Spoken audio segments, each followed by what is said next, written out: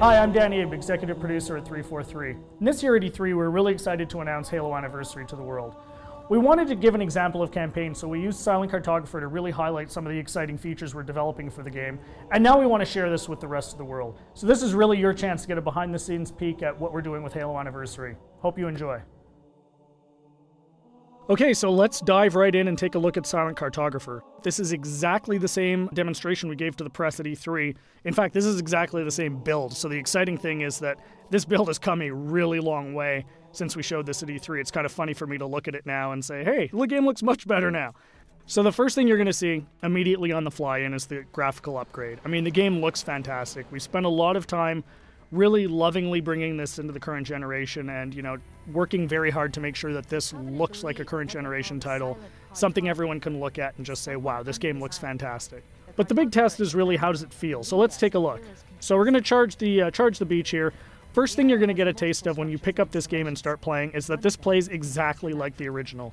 That was a core development principle for us, is this game needed to play exactly the way it did 10 years ago. I mean, this is the game that launched a generation of shooters, so we had to make sure that that feeling was identical to that experience that everybody remembered 10 years ago, because this is really a gift to the fans. This is a way to relive the experience of playing Halo 1 for the first time, so we really wanted to make sure it was identical.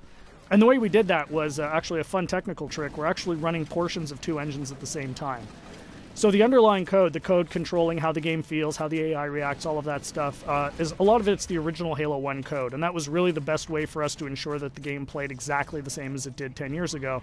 But on top of that, we've layered a new graphics engine that allows us to, make the game look fantastic and look like a current generation title. So it's really a great mix of the two. So at the end of the day, your Halo fan gets a game that plays exactly like they remember, but looks like a current generation title. We get some other benefits from this as well. As I said earlier, and I say this all the time, the primary goal for this game is to make sure Halo fans can relive the experience of what it was like to play 10 years ago.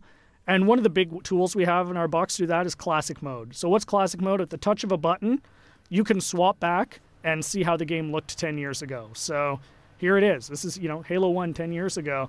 And it's really a magical feature for Halo fans because this just lets you go back in time and see exactly how this game looked 10 years ago. But the fun part is you can come back at any time.